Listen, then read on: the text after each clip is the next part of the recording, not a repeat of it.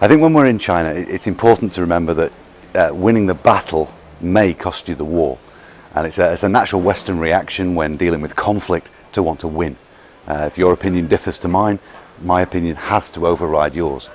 And we'll find that in China, you may win the argument, but it will cost you in the long run. It will cost you in terms of relationship because of losing face. Now, as an example of this, two personal friends of mine are engineers. They deal with oil and gas supply. One guy is a British-based engineer. The other guy is also British, but he's China-based. And a couple of years ago, they'd signed a rather large pipeline deal with a state-owned enterprise. They provided the gas meters for this pipeline. A month after the deal was signed and everything was fitted together, they were called out. The complaint was that they couldn't get the right pressure to pump the gas through the pipeline. And since the pressure gauges were their responsibility, they called out the British engineers. The first thing they did was go to meet the state-owned enterprise, Chinese engineers. And having checked the machinery, checked the pipeline, the pressure gauges, and realized that nothing was wrong with it, the next thing they had to look at was the mathematics. So they called the chief engineer, who came along with his team, and asked to see the numbers. When he presented the numbers, the British engineer, the British-based engineer, was very quick to spot the problem. And the problem was, according to him, that the figure they were using for gravity was a different figure to the universally accepted figures for gravity.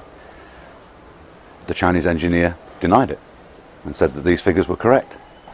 The British-based engineer got more angry and started to lecture him in front of the rest of his team, using a lot of sarcasm, asking him in terms of, if I drop an apple in China, does it drop slower than if I drop an apple in England? Is that what you're saying to me?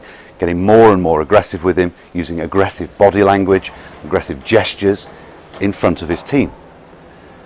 Now, the China-based engineer, also British but been in China for a while, realized that the knock-on effect of this guy losing face could be rather serious.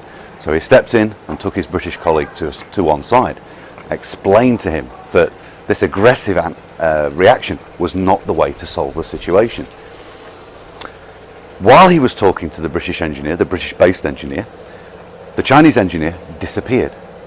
He came back a couple of minutes later with a book, which he quite angrily waved in the face of the China-based British engineer. He opened it and pointed vigorously to the figures. My friend, the China-based British engineer, looked at the book, and very clearly the number had been scratched off and inked back in, so freshly that he could have smudged it. However, being aware of the situation, he was able to look at the engineer and say, now I understand where the mistake was. The book has given you the wrong information. However, if we use these figures, we'll be able to pump the gas through. The engineer was able to turn to his team and show that it wasn't his mistake, it was a printing error. On top of that, my friend, the China-based British engineer, had gained a lot of rapport with this Chinese guy. Instead of a natural Western reaction that you're lying to me, it's an insult to my intelligence, he realized that actually the Chinese engineer was looking for steps. He just needed to avoid losing face in front of his team.